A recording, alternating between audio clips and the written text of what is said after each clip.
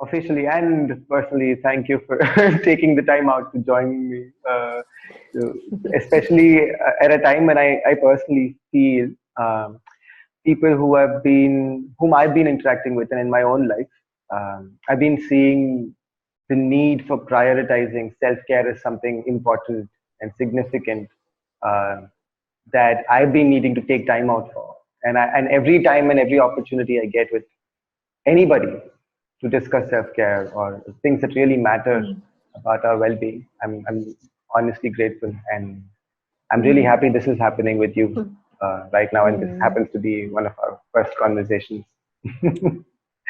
um, Thank you. Like, I guess, yeah, I want to name it as well. Like, I appreciate um, that you were able to reach out and that you are doing a very beautiful and important work on this deconstruction and on learning and just exploring ways on how can we um, really look at ourselves and honor our own essence and rhythms in current systems that are really not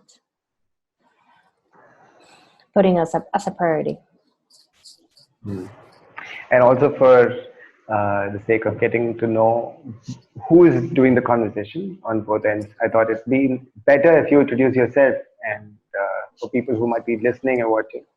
So, would you like to share a little bit about your work and the kind of projects that you're engaged with, and in your own personal journey? So, whatever is coming up for you with relevance to self care. Okay. My name is Mónica Carreño, and I'm from Mexico. I was born in the northern part of the country, and I was raised and have lived most of my life in the capital, 20 million capital. I'm a I guess I would say therapist, and not on like a university degree, but I believe that on like life training and different programs, and a facilitator. So I basically open spaces where people can feel safe enough and slow down to explore like how am I, like look at my life, and then the ways in which I can connect to the others around me and see what's important to me at this point, what is life inviting me to. And I guess on my own journey on how did I get here, I started with international relations, and then I had the chance to go to Nigeria in Africa, do NGO work, and after that, and witnessing some political and violent challenges, I realized I wanted to help others see there's another way of living and seeing life. And then the answer was, if you want to help develop people, who's the first one who needs to develop herself? Me. So I started this journey on like logotherapy, narrative therapy, like 1 year programs, art of hosting. I got to the jams, and then finding a tribe and a group that really, I felt they really offered respectful ways for us to be there or to be ourselves. And I guess I just have kept that journey searching and finding what resonates, like yoga, meditation. Yeah, so I'm very excited to be here. And I guess my mode would be doing things from like first healing in myself, and then from that space offering space to others. um yeah, I guess that's what's coming for me now. Thank you. I think I also resonate primarily with this intention of working inside out. And I think for me, um, a similar journey of discovering possibilities through facilitating and holding spaces for others. At least the way I experience it, for me, it's also an extension of what has been really valuable for me and what's been truly transformative for me. And sometimes I feel like facilitation is something that happens to me as a way of life.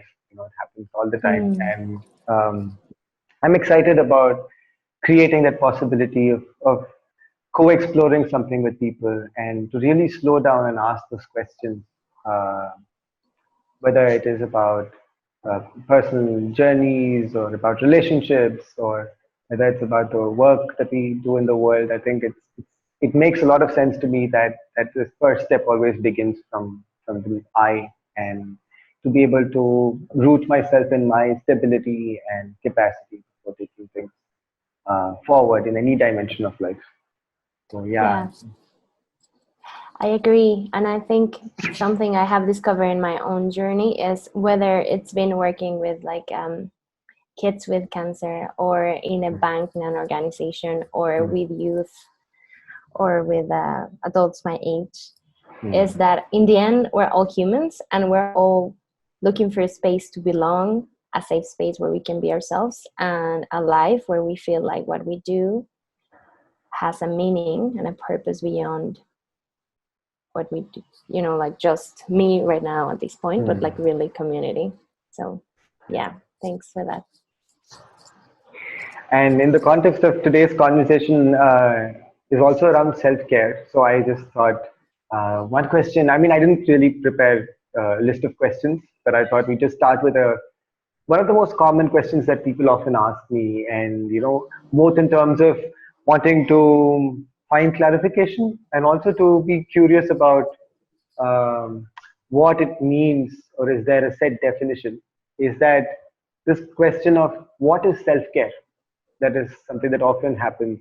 People write to me and say, what is this self-care supposed to mean? Is it something that people are supposed to go through, and is it something that I'm going through? How do I know if I need self-care? So I've often found it very useful to sort of return the question back and ask, what is self-care to you? And I think that's what really matters to me personally as well when I'm working with people and Mm. for me. Mm. So I thought I'd start with that question and ask you, what does self-care mean for you in your journey, and what's been alive for you? Wow, that's a big question, and I think often uh, or sometimes I can just tend to grab a concept and just assume it's for everyone, uh, and realizing no, it's different. I think self-care is one of those things, and maybe hmm,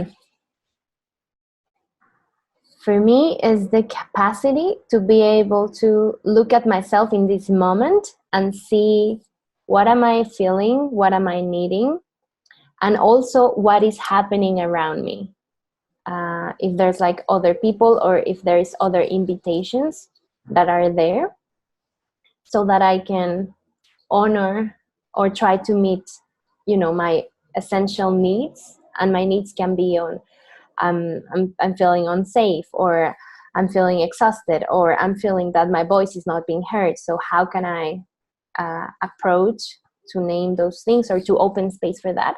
And also allowing the people around me or the environment to see what are they inviting me, in which ways I can engage with others that feel honoring or respectful. And knowing it can be very different. Like a self-care can be me today choosing to do like a pampering act of Mm, contemplation and maybe just have a walk on nature and hug a tree. Or it can be me deciding to slow down on my work project and realizing the deadline I set, it's unrealistic and I'm burnout. Or it's me setting limits in a relationship where I feel that I haven't been heard and it's really causing me some damage. mm, So I think it can have many faces. mm. I actually enjoyed listening to how it applies across different aspects of life, because often one thing that I keep listening to people from is that there are a lot of interesting things happening out there. There are crises happening. There are movements happening out there, and frankly, some of the things that have been happening, including the corona outbreak, or whether it's the socio-political situation here, often makes people ask me this question of, isn't self-care too indulgent a process? Is it not about like just pampering yourself and just trying to make sure you are safe and comfortable, and not really worrying about what's going on out there? And And I was just like also trying to bounce, reflect off of what you were saying, and also seeing that for you, it's also, the boundaries are not so rigid and sort of plays out through different aspects of life, with whether it's slowing down about relationships or drawing boundaries or being able to take work, be more effective in your work out there in the world. And I think that's an interesting misnomer, or a myth about self-care that often happens with the word self that gets triggered with a lot of people, I think. Thank you for sharing that. I think it's nice to hear that, how it seeps through different aspects of life. Thank you. I guess I would ask you, like, what is self-care for you? I think the first thing that's coming up for me, in terms of self-care, is my current struggle with drawing boundaries. And I think I grew up, with I'm an only child, and my parents showered me with love, uh, for almost all my life, and they still do it. They pamper me a lot. but but I think, one thing I have been, struggling with is also to be able to set a boundary, which is, not too harsh, or in a way that upsets or hurts somebody. And that's something that I've been sort of resonating, those quotes that come up saying happiness is when I can sleep till 10 a.m. undisturbed. For me, self-care is, and that's the first thing that's popping up into my mind.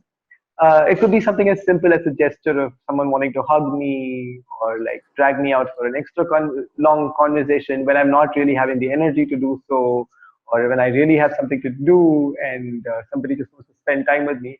And I just have a hard time saying no. And that's something that's quite alive for me. But in the larger sense, I think, self-care, honestly, I do, feel a little hesitant to use the word self because of the triggers that I was talking about that I've been hearing from people. In my experience, how it feels to me is that there's this boundary between this inner work and outer work that seems to be sort of smudging out, fading away in my life. um, because naturally I see that when I'm in a state of joy and happiness, and when I'm more grounded and rooted in my capacity, naturally my impact on different aspects of my life, whether it is my relationships or even the way I even engage with a tree, or an animal, it could be a fleeting, a brief moment of engagement. But the way I experience it and the way I impact another life around me, or in all of creation around me, I feel is that much more. Um, I don't know what word to use. I mean, it's, that much more joyful for me, and I think it also creates a sort of a positive vibe all around.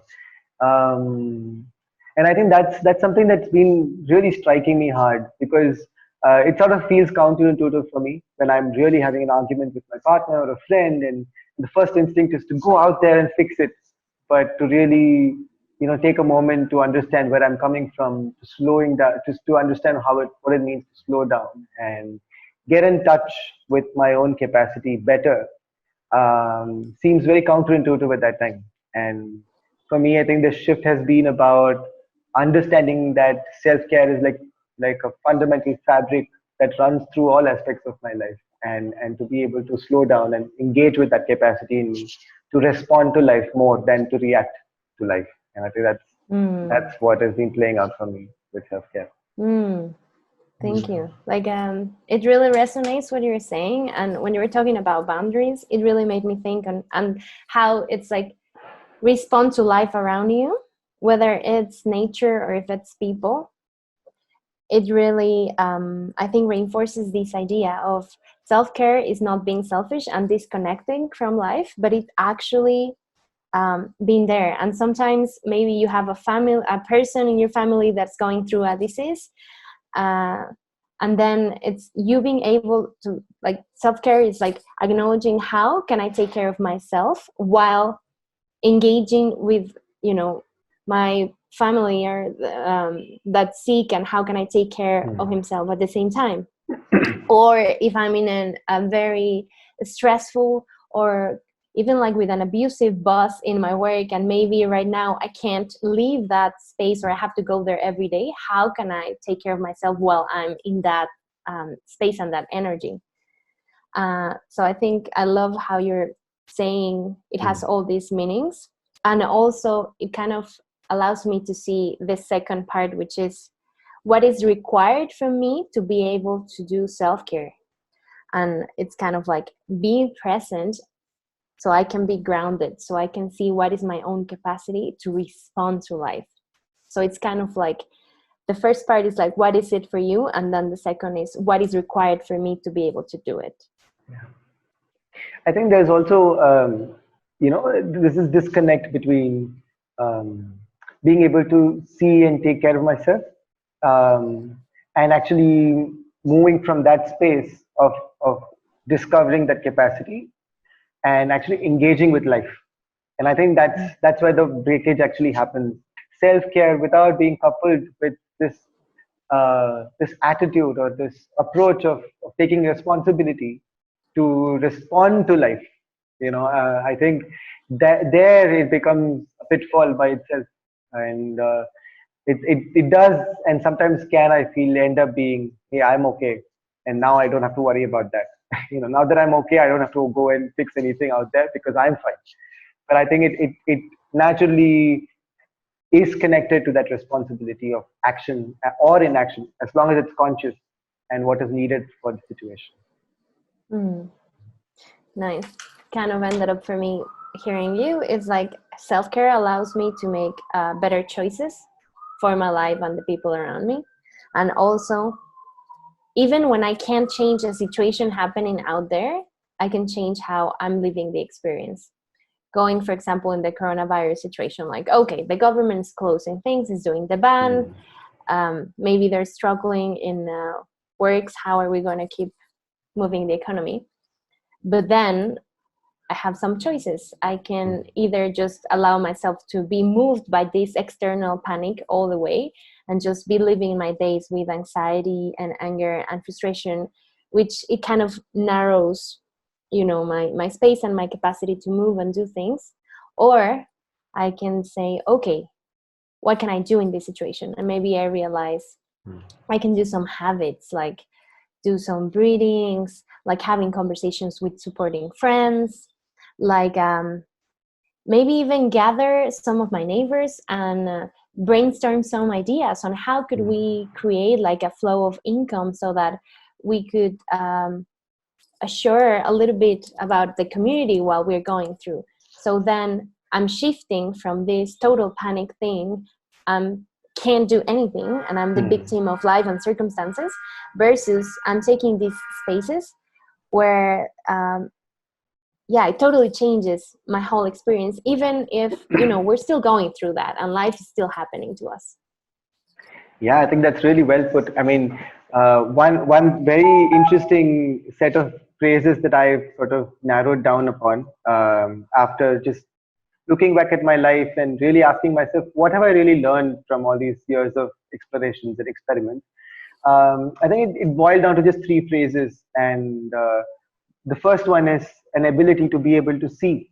And when I say seeing, it's a question of being able to perceive what's happening without distorting myself through fear or biases or my own lenses, and to be really able to perceive a situation or even what's happening within me with clarity, with absolute clarity, or moving towards that direction, at least, step by step, maybe even if it's baby steps.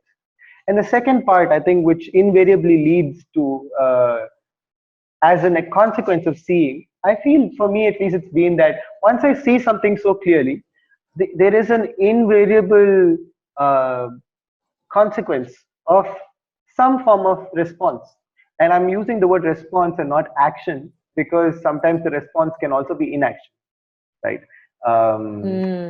And for me, that's a very interesting, thing to focus on, because the moment I see that my comment, which is insensitive, maybe racially, or in terms of gender, or in terms of upsetting someone's political views, or attacking someone's identity, even subconsciously or unconsciously, when I can see that it's upsetting somebody, instantly my intelligence, I feel, doesn't allow me to keep engaging with that kind of an activity.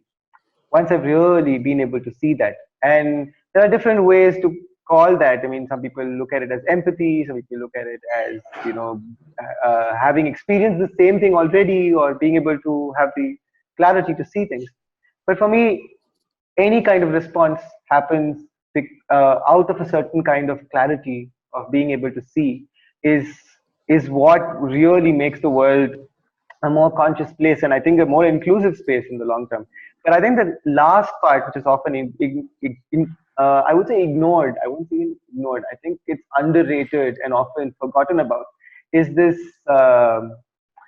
there's this thing of that there is a part after which, like you said, there are things that might not work our way, right? I can still respond to life the best way I possible, and things still might not yield. And how do I learn to have the humility to accept my place in the world and understand that this is how small I am and this is my extent of influence, and I just need to bow down after a certain point and say, hey, I want to do everything that I can do, and what's not in my hands and what I cannot do, I want to bow down and submit to the larger forces at play. So I think there's a interlinking of all these three aspects about being able to see with clarity and be able to respond to life from moment to moment, and to know where my limitations are, and to know at what point I need to take my hands off and say this is beyond me, and I want to bow down with humility, and not to fall into traps along the way at every point. Seeing has its own traps, that if it doesn't lead to responding, and responding can have it become its own trap when people don't understand that there is a limit. And if I want to keep responding, for instance, a lot of my friends who are in the social change making sector, they experience heavy burnout because until the society changes to a certain point, they don't feel satisfied, and they take it upon themselves, and it leads to a burnout. And this is not to say that their work is not important enough, but it's to understand that they're doing everything they can, and to be able to understand that there is also things that don't fall into that purview of influence that they have, and to be able to go down will actually, I feel, enable people to do more within their capacity than succumb to exhaustion and burnout and stress that eventually takes over. Yeah, I agree. And now that you're saying this, it really resonates. Like, I think it might be a system, but also, and in my family, I was raised like that, like self-demand of myself, like keep going, keep going, keep going, keep going until like burnout. And I remember I went into university here in Mexico, and I chose one private university. I was blessed enough to have a scholarship, but they would do the same. So their working mode was putting you the pressure until you feel you're about to explode, and then you just keep going. And the worst part, now that I can see it, from ahead, is that was considered the normal. So I remember we would have exams every 2 or 3 weeks, plus prepping essays, plus presentation, plus whatever is on the way. And I remember once every semester, at least once during the semester, I would start, like, one day I would just burst out in tears, and I was like, I can't keep going. And people would just hug me and tell me, like, it's okay, you're going to make it. And now that I can see it, some people got, how you say, when half of your face gets frozen due to like nerve. And I remember I passed out once in exams period. There was like this vacation, like 2 days holiday, so I took it with my family. And I was under so much pressure. I would forget to eat, so I was having a decompensation. I don't know how you guys say it in English. And I remember I fell in the bathroom, and then I told my mom, I think I passed out, and then I passed out again. So when I opened my eyes, she was, of course, holding my head, and everyone was very scared. And my dad realized, and he actually threatened me. He's like, either you take care of yourself and you just like start slowing down on this, or I'm going to take you out of school. Hmm. And at that time, my worry was like, no, he can't take me out of school. But now that I see it, like, 10 years distance, Hmm. it's like, of course, I loved my university and I love what I studied. But I was living in a constant space of anxiety and burnout and total disconnection of like pushing myself Hmm. beyond my limits. And it was considered not only normal, but it was considered like aspirational, even today among my entrepreneur friends. It's like being busy, meaning working yourself 18 hours or 20 hours a day. It's like, yes, you're a successful Hmm. person, you're a grown up, this is what you should be doing, what Hmm. everyone should be doing if you want to have success in life. And I really wonder, how sustainable is that, and for how long can we do it? Are there other ways in which we can explore? And it's like, I want other ways, and Hmm. also I'm still going every day trying to choose different, because I've been living on this paradigm of burning out for most of my life. Yeah. I So I don't know if you have an experience or something. Actually, I was just remembering something that happened very similarly to me. I was working in corporate in first year, and that happened to be during my first year of my project engagement. And I went out into the real world of actually engaging with clients, and I was overworked. And I happened to pass out in the bathroom as well. So Wow. I Wow. think I was shell shocked because and I've always like seen other people pass out and thought like, oh my god, I'm quite robust and sturdy, I can take it. And then I go into an AC hall and sit in front of a computer in a comfortable chair, 18 hours a day for like a couple of weeks, and then I just pass out.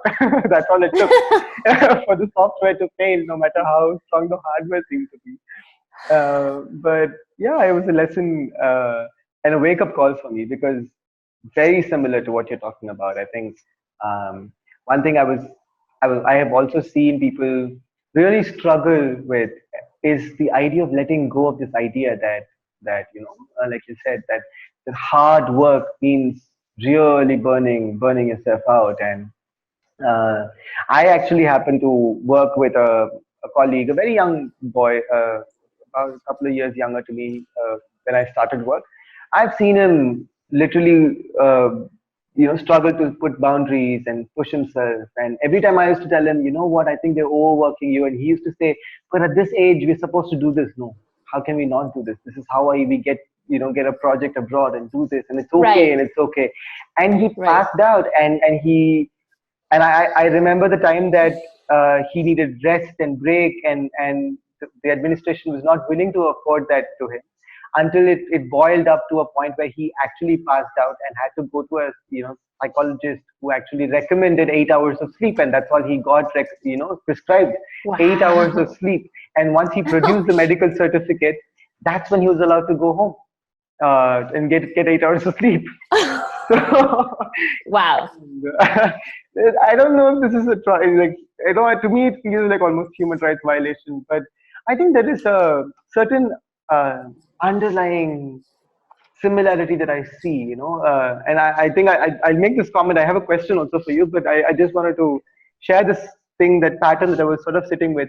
When I was younger, I was into science and technology and understanding not just the technology and science part of it, but also to understand how the larger politics played out. So one thing I was fascinated with is how Germany, in its Second World War era, managed to have a technological advancement that was about 20, 30 years ahead of most of its counterparts. And that's an insane amount of growth for one country. And I know there have been science fiction movies attributing it to aliens visiting, and Hitler being in touch with the devil himself, and there's been a lot of stories around this.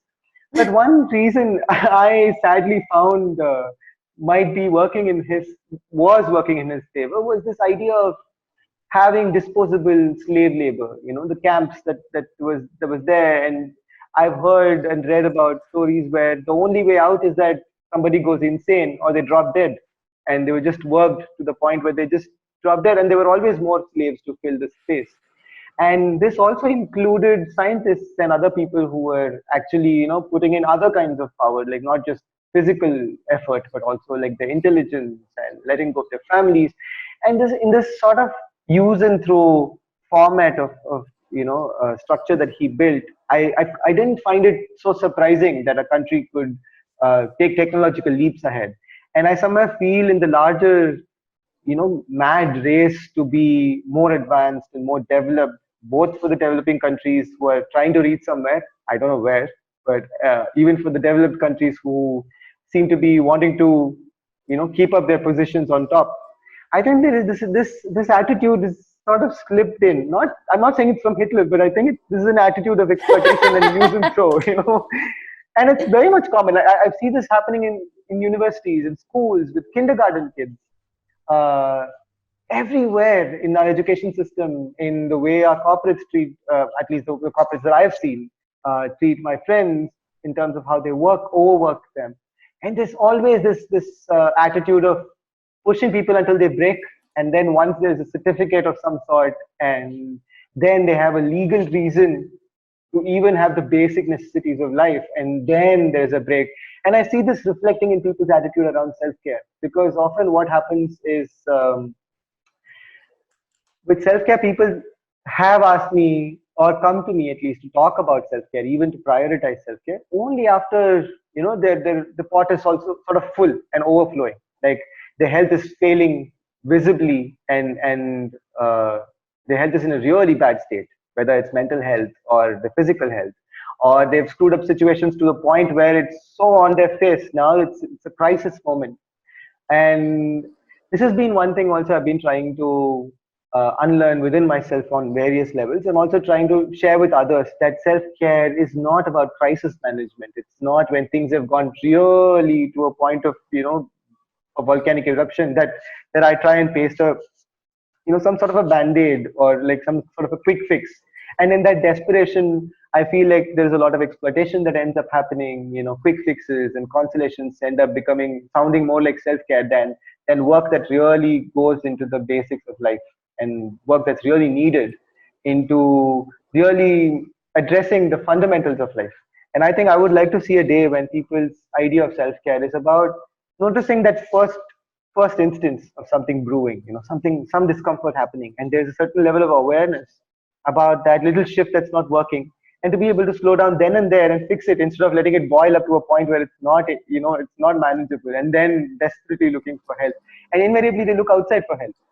And that's one thing also I want to change, that self-care becomes about building awareness and looking within, than looking outside for help all the time. Of course, when it's needed, we can always ask for extra support. But I think to give up my own intelligence to take care of myself, I think it's a tragedy. And that's been happening a lot, at least with what I am seeing. I do have a question, but whenever Yeah. you want to comment on this or share something, and then I can ask. Yeah, I guess I just want to say, like, hearing you this, it really made me think about how, I don't know when did it started, but I also know that the industrial era, when it started like creating factories and produce, and I guess reignite the economy. All of this really created this paradigm, and because there were so many specialized workers that were needed, actually, I believe that's why it was promoted schools to create people that would know very specific knowledge, and at the same time just work to produce. So it really makes sense what you're saying on establish this paradigm of you are what you're able to produce. So kind of like your worth is in it. And I guess also acknowledging that there are different layers to unravel self-care, and one is acknowledging like the system and this how has become the norm also for like the self-made millionaires, like how they started to like from having nothing to the these very fancy families that started these empires in US or in every country actually, even now, like to Apple and Microsoft and these things, and Elon Musk. So how this paradigm keeps I guess passing on to the next generation. I'm like, yeah, I can have the life of my dreams, and the cost will be my life, literally. So that's just one thing. And then the other thing that came is also another layer that could be the lineage. And that means if I come from a family that maybe in its origins was not wealthy, probably, like for example in my case, my how do you say, great grandparents and then my grandparents on, I think, yeah, both of my sides, they were really, really struggling on their economies. Like they come from a very humble and poor background. So one of my great grandpa, my grandma's dad, he was so poor when he was 7 that he would just walk miles barefoot to get to school, and then just before entering school he would put his shoes, you know. So he had to work like his whole life to cross the barrier of like class and economic barrier, and you know, he was able to finally marrying someone from a higher class and to provide his family with a better income. But then I guess it's just in our personal family record on this, you know, we have to really, really work our butts all the way to make it happen. And whether it's true that every or any project and any life project requires consistency, requires making a choice, requires discipline, requires being there and putting intention and attention and time, it doesn't necessarily has to go all the way, especially if we had these generations doing that. For me to keep doing the same and to keep living in survival mode, it's like not honoring all their effort and just saying, okay, and now I'm going to start from zero again for the 3rd generation in a row. And it's like, no, like if today you have food, which is something my grandpa didn't have sometimes, it's like that gives you space to see how can I find other ways. And as you're saying, realizing, what if apart from the system and the norm and what's happening around, what if there's some inner wisdom and some intelligence inside of me? So if I can slow down and really question, okay, I don't have to worry for food of today. How can I best serve the world? What can I do? How can I engage with what's happening? Yeah, sorry, just got excited. And I think this is also something, you know, I just felt like people are not wanting self-care because they're loving what they do so much that they're losing track of time, not sleeping or not having food, and then the system is breaking down. That's not the case. You know, I feel like if that's the case, I'd be looking at self-care very differently. But right now, the problem is working hard. I think essentially comes, for me at least in my experience, comes from the fact that I'm struggling to push against the current, and which means I'm not really always enjoying what to do. And we have, I don't know how it is in your culture, but I grew up with sayings like, you know, learn to love what you do instead of doing what you love, you know. And I mean, Yeah. they're practical wisdom. I mean, they work. But I feel like there's sort of coping mechanisms, and also they can be used as coping mechanisms. And sometimes what I feel is in the process of consoling myself, uh, there's a sense of false sense of self-care that I think I'm caring for myself, but what I'm essentially doing is increasing my capacity to self-sabotage and abuse myself more. And that is a very complex, you know, subtle trap that people Yeah. seem to have very cleverly discovered. And I've been doing that too for a while. Yeah, it's funny how the mind can find devious ways to continue doing what it wants to do if it's set on it.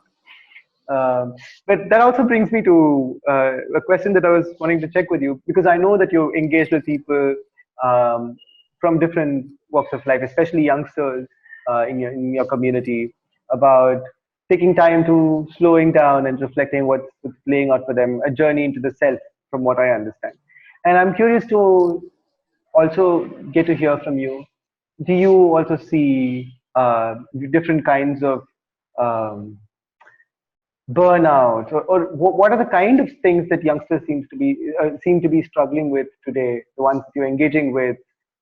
Is it mostly with work, or is it about their education or relationships? What are the kinds of things that have come up for you in your experience? Okay. It's a really, really good question. I guess I would say first that I don't want to generalize, because I know that in Mexico there are many Mexicos inside and many different realities.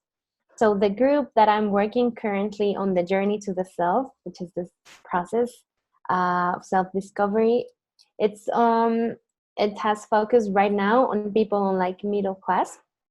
So yeah, so probably I could not say this is the absolute truth for everyone in my country, but for them, let's say people in middle class between their 20s and their 30s something, 36, some of the challenges I've observed is what you're saying, people really going for, I want to have a successful career, so they're like working hard their way to, I've seen these two ways. One is like the entrepreneur we were talking about, and is I choose what I love, and sometimes I fall into this category, and it's like what you're saying, because I love so much what I do, I just keep going and going and going, and I kind of like stop looking at myself and that I'm self-sabotaging.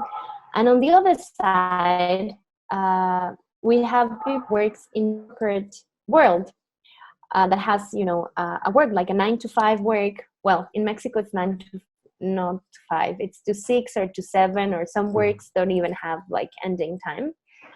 And it's like they're going every day to do their best until burnout, and that's one of the challenges. And some, even like at their works, they don't have a policy where, after working time, you can just disconnect from the phone. Some works don't have that, so they go home and they still need to be with their computer or with their phone on their hands.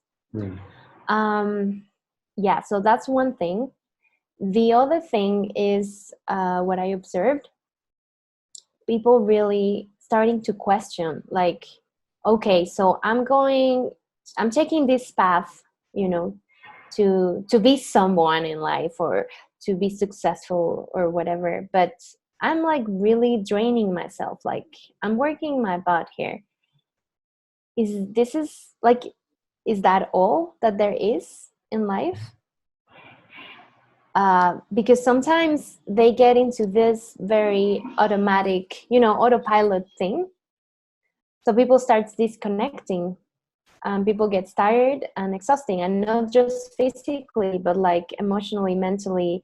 If you are not in spaces where you can explore your creativity, your new ideas, where you can speak up your voice and feel other ways, or connect with other people, introduce different elements in your life, you're gonna start like shrinking, I feel.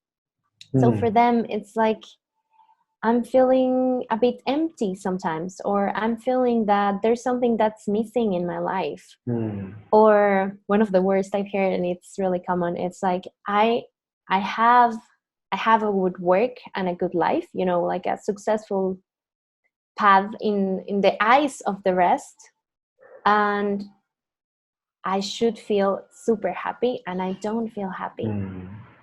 But whenever I try to share this with others, people's like, why are you even complaining? Like, everyone would kill for having your job or your whatever.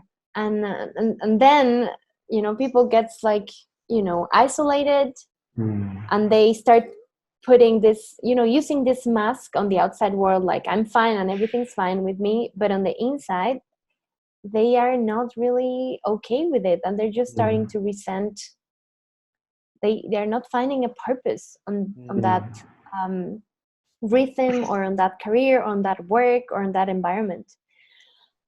Yeah, so I think that's another thing. And realizing some of them in during our journey together, that sometimes it might be that I can do some, inner shifts within myself on how do I take care of myself in those spaces. But other times, the self-care thing to do might be to accept that this could be the dream of 100 people, and it turns out it's not my dream anymore. This could be the dream job, but it's not mine. Or maybe I did this for 5 years and that was my goal, you know, I really pursued it and I'm here right now and realizing, and maybe now my body, my mind, my heart, my spirit is asking me to move, to look for something else. So that's also present, and realizing how there are these paradigms of whatever path you choose or whatever you study, it has to be for the rest of your life. Or success means you have to stay on one course like forever. And how sometimes, and I'm not gonna say for everyone, this idea of like shifting a career or a dynamic can have an implication and even an outside disapproval of that's because you are an immature person and that you are an unstable person and that you are not taking life seriously. Because if you would take that seriously, you would stay in that same path, you know? Sorry, I'm laughing because I'm just noticing the patterns are very similar halfway across the world as well. So yeah, that's where that's why I'm laughing. No. Yeah. Hmm. Got it. Is there more? Okay. Yeah. So I really enjoyed this idea of, people really looking at self care is not something for people who um, let me rephrase that. One of the biggest tragedies that I think that I'm noticing is also that after all that effort and all that intention and energy and time put into something, when I'm actually successful about something and I'm still not enjoying it, I think that's really tragic. If I'm not getting what I want and I'm suffering it, that's one level that I think that is understandable for me at least. And I guess this is something that's often overlooked. What you're talking about, that despite the success, it need not be something that's enjoyable, and things might have moved on, and life's needs might be very different. And I think one fascinating thing about uh, looking at self-care the way it has unraveled for me is that it's not like a concept, or it's not like a set of things that I do, but I see self-care as an opportunity for me to sort of fine-tune my senses, my sensitivity to my own life's expression, just to be able to understand what is my body's needs today at this moment, what's my heart's longing at this moment, and where is it coming from, and what's the thoughts flowing in my head right now, and what are the what is this energy trying to, playing out within my system, trying to reach out to, and how is it trying to move today. And I think the way I've been experiencing my life be so dynamic and change so much, even with food or with people or with situations out in the world or even environmentally. I don't experience every moment the same way. And obviously, that's not because everything has changed all of a sudden, but also because something within me has been constantly changing, and there's something that's alive. It's not like set in stone.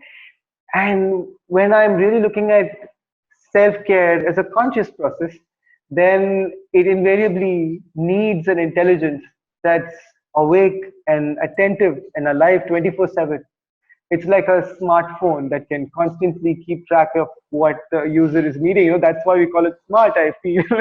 I think I've personally been missing out on accessing that smartness, that intelligence within me, uh, to look at self-care as an opportunity to build a thriving intelligence in me that can respond to every second, every moment of what's emerging for me, and how I interact with life, because it's not the same every moment.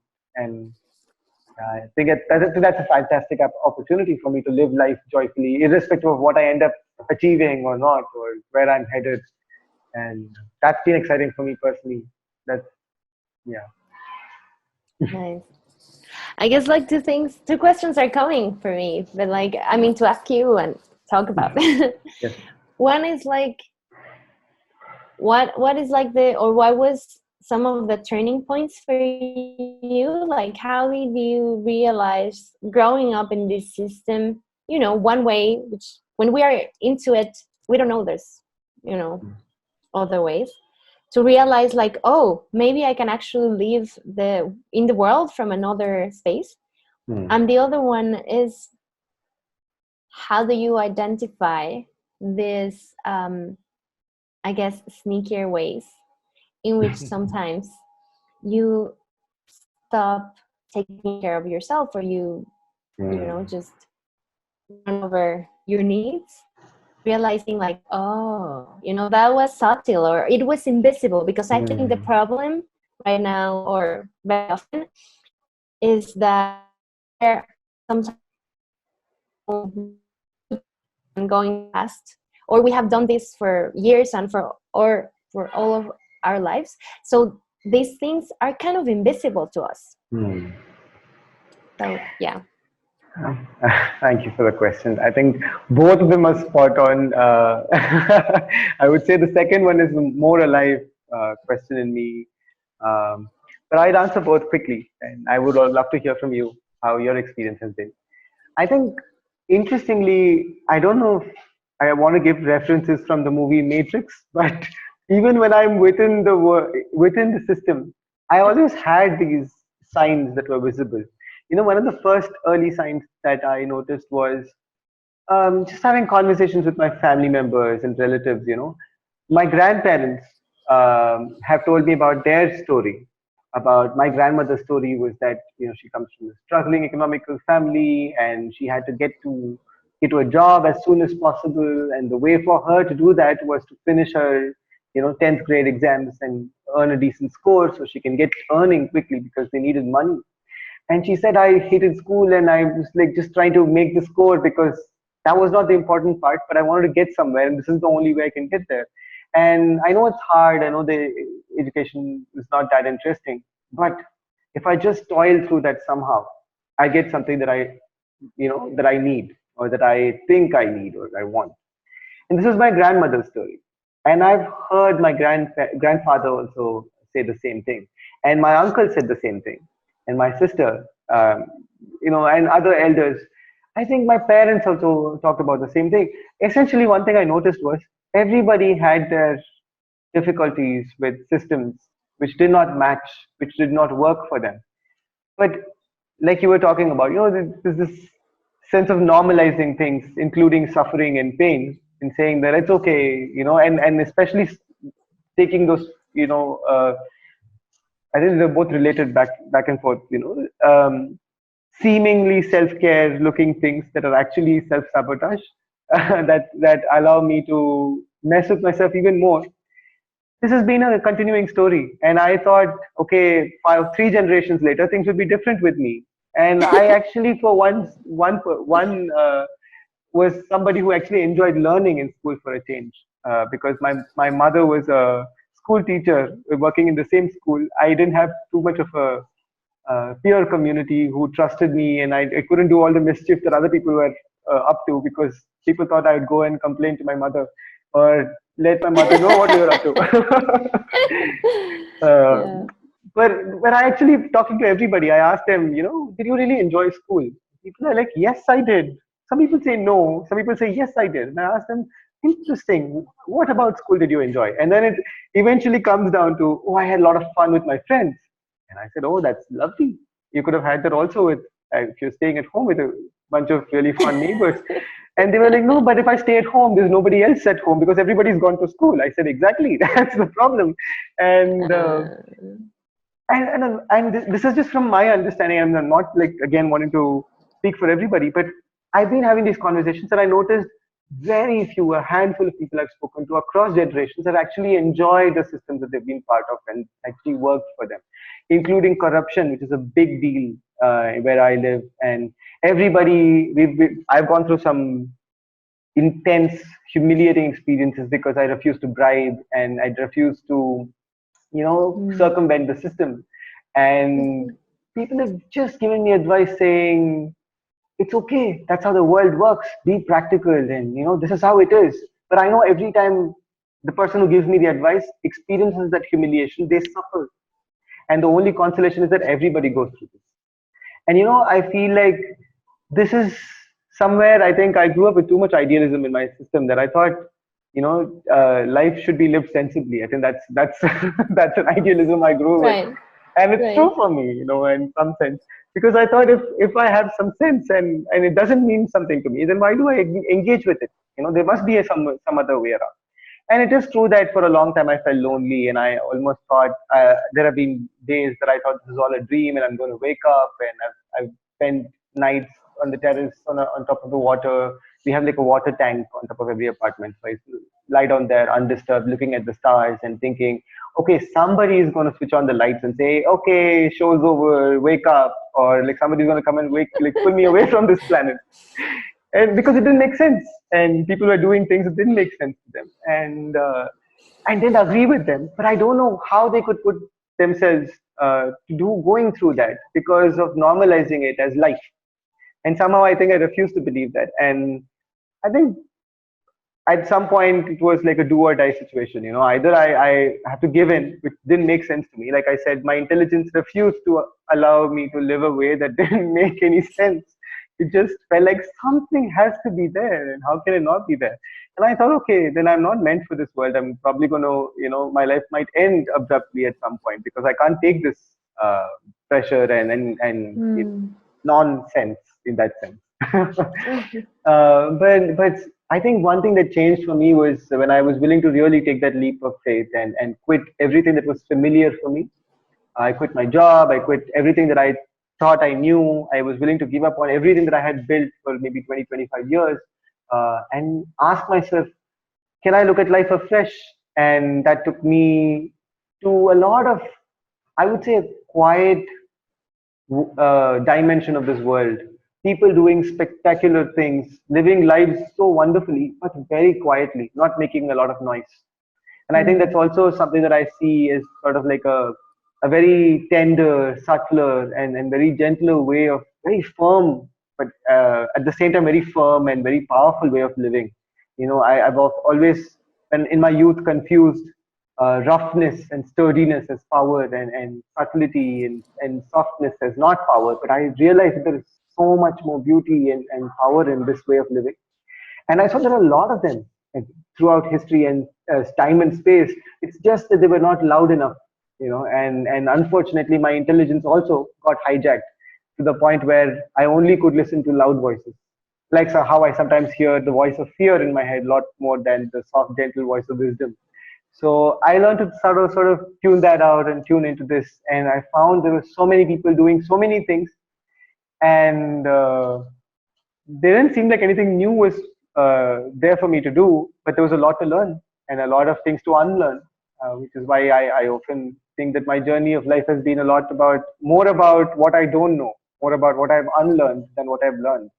And interestingly, one question I'm often asked, and this is a question that I also got repeated twice or thrice when I was giving talks about unlearning, is that if you're unlearning this way of doing things, then who will teach you what's the right way of doing things? And it seemed to be going in loop. A couple of people I was talking to who asked me this question couldn't believe that there was a way to learn without a specific source of knowledge. And I used to think those were books, and I was a voracious reader, and I decided to do an experiment and just quit reading books about 7, 8 years ago. And that was fascinating for me, because I thought I'm going to grow dumb and never have knowledge, because all my knowledge came from God, there. Sam. I really thought that, because some people actually told me this thing. How would you learn if not for books and media, information, internet?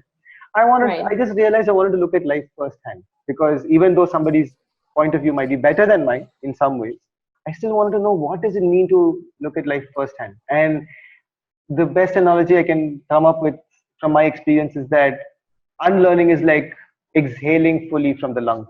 It's like getting all the carbon dioxide out. And as soon as I create that exhaust from in my system, there is vacuum in me. There's this thirst to want to fill in.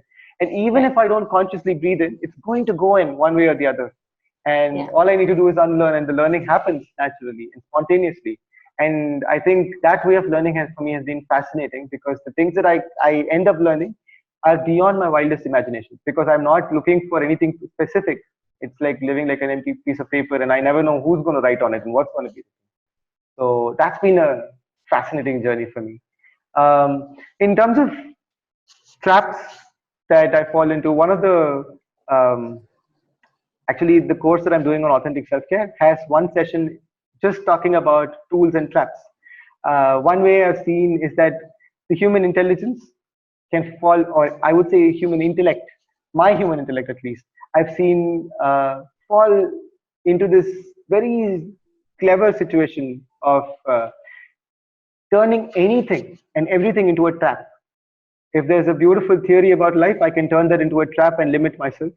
If there is a delicious food, I can trap myself in it by overeating it and creating health issues. If I love somebody so much, I can create a trap out of this person by holding too tight to them, by clinging on to them, by projecting all my dreams and desires and hopes on them. And I've seen this pattern happen for a long time. And I realized that um, if when people ask me what is the one thing that you do well, and I have no qualification, honestly. I did go to an engineering college and work a little bit with computers, but I don't call myself anything, because I don't feel I'm competent enough to call me an expert in anything. But I think if at all I could say there is one thing, I would say I have really managed, by just looking at myself, I've really managed to sharpen my bullshit detector. And like everything else, it's a skill. It takes effort, and what and sometimes I miss it also. Like I don't realize that I'm making a trap of something, and I'm thinking that it's actually empowering me. And I think that's the kind of intelligence that I'm trying to build within me, to be able to really sense and see. When I say seeing, this is also part of that seeing, to be able to see if I've fallen into a trap or not. And one last thing I wanted to share was that if there is a possibility for me to make a trap out of everything, I also realize that the converse can be true. And what I'm essentially trying to do right now is, as much as I'm trying not to make traps out of the tools of life, I'm also trying to see if I can take moments that feel like traps and turn them into tools of growth. Because every moment in life, I feel like, oh my God, this has happened to me, and those are the only two kinds of two extremes between which my life is going. Either I'm going saying, oh my God, how could this happen to me, or oh my God, this has happened to me. And if I'm super excited about something, I want to make sure that I don't turn it into a trap. If I'm super depressed about something or feel low about something, I want to see how to turn that into a possibility for my growth, and move that towards a constant process of growth for myself. And I think that's the kind of intelligence that I'm really trying to work on. But there are always pitfalls, and I'm working in whatever capacity I can. For example, I've chosen a partner who has a better bullshit detector than I do about my so even if I find really clever and subtle ways of tricking myself, she doesn't go into the intellectual aspect of it. She just calls me, "Oh shit, that's just full of crap." And then I take a moment. I'm like, "Okay, that's true. You caught me." So I think it's a multi-stage. It's a multi-stage process, multi-level of influence. Yeah, that's my story, and I would love to hear, yeah, how you navigate through your chat, and how you figured out. Yeah. The self-care journey. Yes. Yeah, I guess before I say about mine, something that really is standing up by hearing you is this part of like continuous observation, like self-observation and self-reflection, and also having loving and supportive community that's whether they're coming in this same journey with me, like your partner, or someone that may have a different journey, but they can hold space for me because they know I'm going through this and this is important for me. Yeah, I was thinking as I was listening to you also, and what came up for me, I think that the turning point was like, oh, I can't keep doing what I'm doing. After coming back from Nigeria, on this journey, I was taking this 1 year program on logotherapy. And logotherapy is comes from Viktor Frankl, and he was a psychiatrist who said, and who was able, unfortunately, to observe people that survived in World War II. So funny enough, we were talking about Hitler earlier. And he said his theory was that what keeps us alive, it's not pleasure like Freud said, or power like Adler said, but like meaning, to have a reason, to have a purpose. So in his observation, because he was one of the camp survivors, he realized the people that survived were not necessarily the strongest physically speaking, but all of the people that survived, including him, they had either like a promise to fulfill, like, you know, they promised someone they were going to build this or rebuild the business or whatever, or a hope to see a family, you know, like to see their mom again or see their kid or something, or, you know, something really, really strong that kept them alive. So I was taking this 1-year program, and I was doing fine, as you're saying, you know, reading the book and doing my homework, and, you know, I was doing fine. And then on the last module, there's every module was a different facilitator.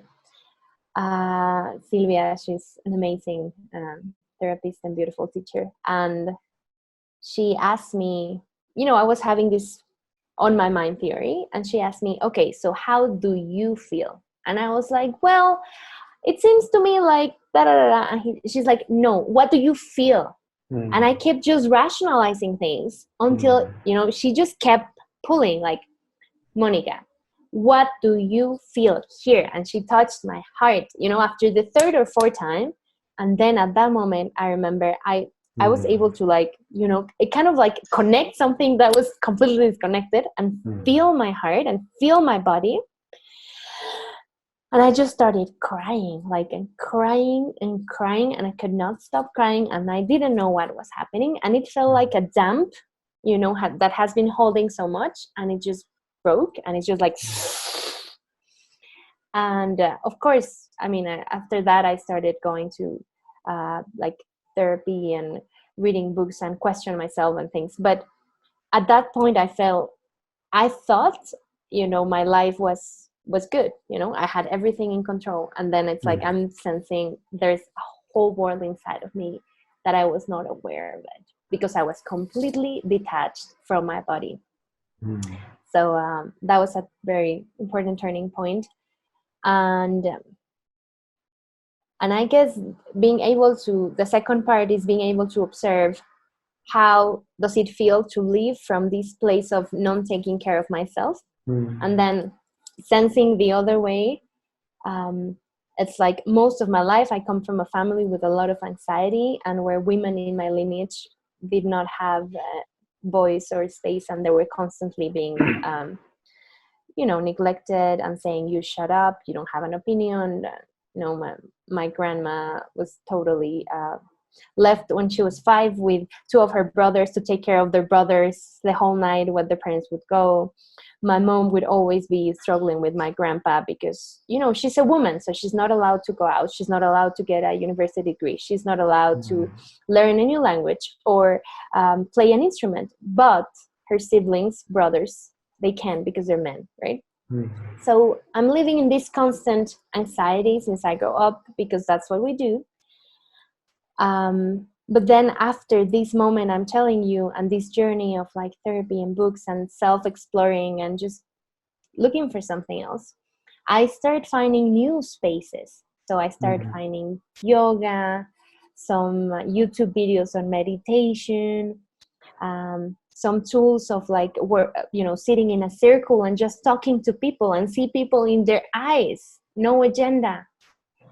And then I started to experience, how does it feel like? I'm like, oh, wow. I mean, it took me a while to realize, but I was like, oh, I'm not feeling anxious. I was like, wow, it feels, I could feel like space, and I could feel like I didn't have to prove anything for once, or I didn't have to be producing something or showing something. It just felt, like I could just be me. And at that point, I realized, like, okay, so that's how it feels to be on other space. Yeah.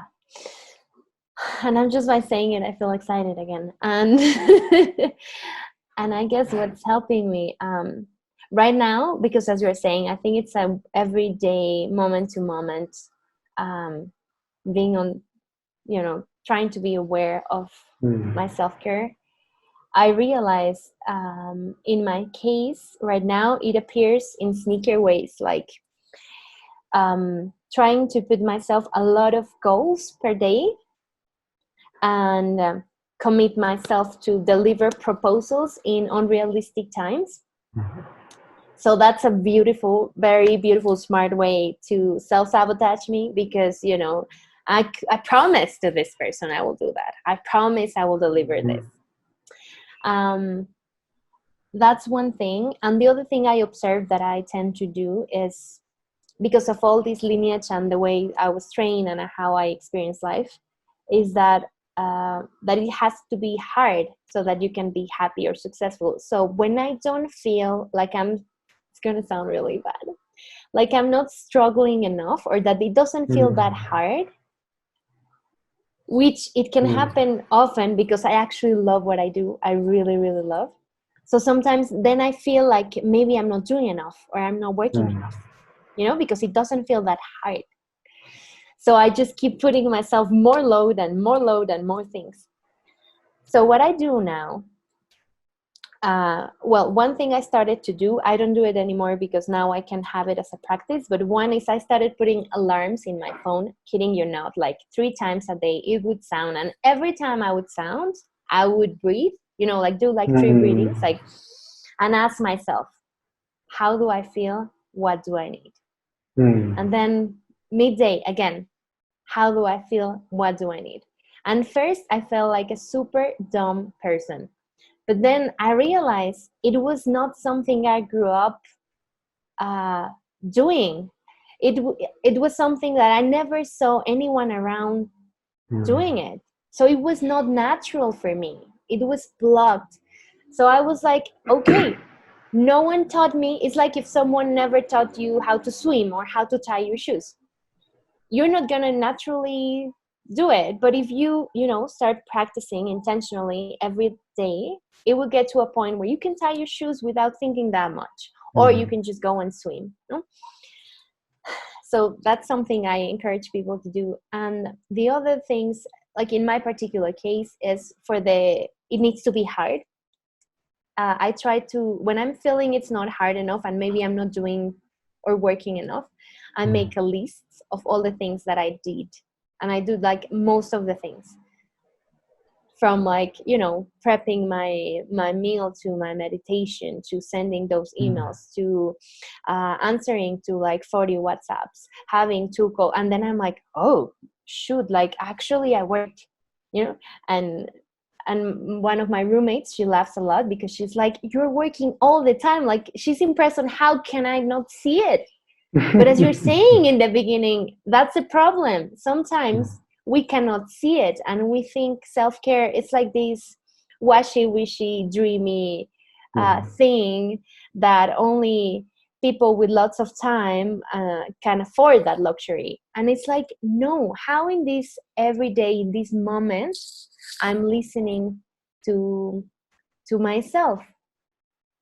So it helps me now to, every time I remember, I breathe, or I can be like 5 hours on the computer non-stop. So then I have to stop and ask myself, what do I need? And then I'm like, oh, I'm thirsty. Oh, I need to go to the bathroom. Oh, my head, it's starting to hurt. I need to like get a break. So then I can just go for a walk to the park, because I live in a city. I don't live in nature, unfortunately. So these things might seem smaller, but those are the things that really allow me to look at myself in this constant world that I'm just looking to deliver and show that I can be enough and create this life entrepreneur and sustain my life and pay my rent. And it's like, yes, and where am I and how do I appear in my days? And it's funny because something I say to the people I open space for in sessions, sometimes for them it's hard too. You know, if you have never taken care of yourself, it makes no sense. It's like, what? This reparenting thing sounds like, what is that? No? So I asked them, okay, imagine you had a little kid in front of you. That kid, what does it need? That he or she needs water, she needs break, she needs constant, like holding space, hugs, things. Why do you think you don't need that? So imagine that kid is within you, no?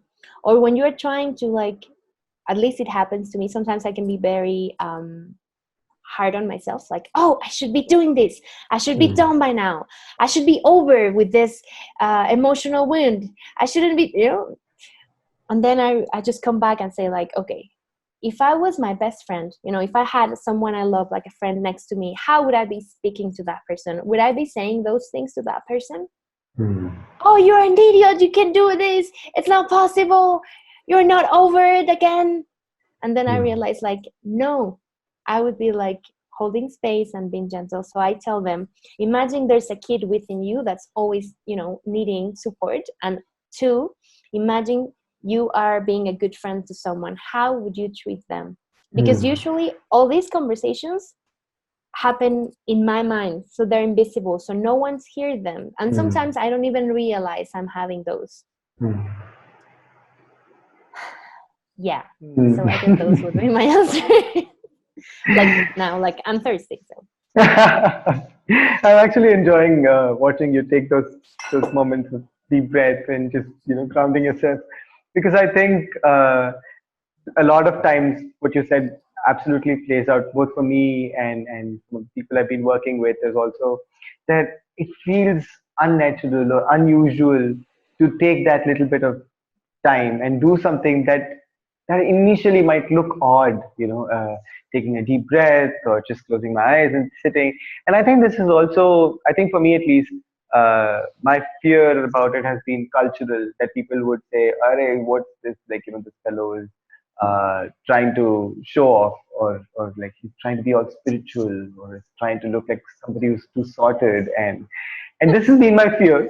But I also recognize that, contrary to popular notions that I've come across online, that self-care is not about doing comfortable things alone. It's about doing really tough things that might really push me out of my comfort zone. And those things might be something, as practicing something that might look awkward to others, to to the extent where I think one of the most difficult things for me has been to receive.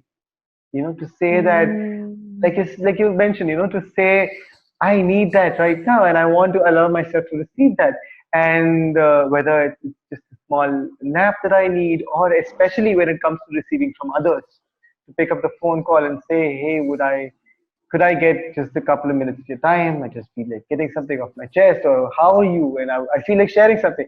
And I think another cultural thing that I grew up with is that, this is sort of restriction that I was told to, place upon myself when asking for something, because it's not humble enough. And I think I've seen that play out for me, and also some people from the kind of backgrounds that I see, that I grew up with, others that I work with. I've seen that they're more comfortable in the idea of giving for others, even to the point of burning themselves out, because that's a qualifier for really having given. But Right, like a virtuous person is the one that does that. yes, absolutely. And also, like, I've given all of me and I've burned myself out. I will, and this also comes from a certain romanticism, man, of like, burning for someone, and like, giving myself up through and through. And I see certain passion in the words that where it comes from. But again, like everything else, I feel like these can also turn into traps when not applied in the right context. And especially with working with people like this, when we talk about receiving, it's like this what has been flowing like a river suddenly feels like a dam that's suddenly put up. It's like outgoing free and there's no incoming calls. And there's so much resistance. And I noticed that playing out big time for me in terms of asking for support, asking for money, and sometimes I even notice that sometimes all I might need is just to like have somebody touch my shoulder, just like hold my hands, and Small as a things. Yeah. yeah, and especially gender plays out for me, and sometimes I feel like, oh, is it not manly enough to ask for physical touch from another guy, for example, just to hold hands and say, hey, I just need to take a breather and I need your support, or like to Right. stand next to me, and I've seen these ideas that I live with, that I've made um, standards of. This is how this should be, so that should be, and this is Right. what. And I think The that, box. yes, and that image comes in the way of reality. And I think there begins this acceleration of what is just a minor discomfort that accelerates and explodes into something because I constantly suppress and repress sometimes. And I think that's beautifully put. I think a lot of times I think that understanding that self care is not necessarily about easy and convenient things is something that I think it needs to really uh, go out there. It will make my job very easier, because a lot of times when I share things, they're like, it's not easy enough for me to do. Give me something that's easy, and I'm like, that's not the kind of work that That's the that. work. And that's, yeah. And I often like draw from examples of the kind of gardening, little bit of gardening, and as I do, and I understand that if I'm planting a specific flower, if I'm planting a rose plant, and it's not going to give me lilies, and it's never going to happen that way, no matter how hard I want to work towards it or want to create it. I think the important lesson for me that's happened is that I've learned to be in tune with life in the sense that this is how things work. Like people tell me this is how the society works. I refuse to believe that. But I often want to look at how life works. If I work a certain way and create a certain condition, then life yields, whether it is in terms of joy or whether it's in terms of relationship or whether it's in terms of, doing gardening or music. If I create the right environment and it creates a certain outcome. And my journey has been to say, okay, stop with trying to fit life into my expectations and images, but to really see, can I step out of my own boxes and really look at life for what it is and Right. see how do I adapt and bow down to life for what it is. And again, not to look at it in terms of the social systems that are out there. I know that's again a trap of the statement, and say this is how life is, and you give into corruption, and this is the story that I've been hearing. But I think when I talk about life, it's just the way nature works and the way creation works and the way human systems work, including the head, heart, and hands. I think Hmm. that's what has been powerful for me in my journey. Hmm. Yeah, I just want to compliment on that because I think you're so right. Like, it's not just about um, what's happening, like on a, I don't know how to say it, but like on like every moment, but also like in your life journey. Mm. And I agree in which like a way to navigate self-care is self-knowledge, getting to know what is like my essence and the rhythms and the environments and the skills I have and the environments I blossom more, Mm. so that I can create and build a life around that. So instead of saying, I'm going to do this and follow these paths because this is how the world is, this is how a successful person or a man should act or whatever, Mm. I can look at my inner compass and see, like, according to the things I enjoy, according to the rhythms I thrive, according to the environments that make me feel, blossom and use all of my capacities, I need this other life. So that way I won't become, this like a story I heard about a fish that feels super frustrated and sad because he can't climb the tree that the monkey next to him is climbing. Mm. And I think that's something that can happen very often when we're trying to build on lives. that are not grounded on who we are and what are we needing and the invitations of life at that moment. Yeah, I think with that also, I think we should bring the conversation to a close. It's been 90 minutes, and Yeah. I just wanted to say that this is also my first, you know, experiment with trying to engage in conversation that is also intended to uh, be out there for people like you and I, or people who have been exploring self-care in their own lives, in their own experiments and experiences. My wish and hope is that the conversation that is it would be a starter of many more to come for us and for others to maybe sometimes bring up questions, interesting and important questions, or to reflect off of our conversations with their own lives, or to at least know that, hey, I've been there, and I think uh, sort of find some solidarity with the journey that people might be on. I think whatever way it supports people, I think that this would be uh, one more break in the wall, if I remember the idiom right. But I'm just glad that we were able to do this, and I'm really really happy you took time out this morning and spend this with me in conversation. I would love to hear if you have anything to say in closing, and also I hope this would be the starting of many more conversations to come. Whether we're able to do that online or offline, I think this has been a very interesting and useful, Yes. yeah, revealing conversation for me in many Revealing. Yeah. ways. Thank you for inviting me. And yeah, I guess I would just like to close with one thought, which is, what if we could think about self-care not like as a luxury that only some people can afford, but like a practice that actually we all need?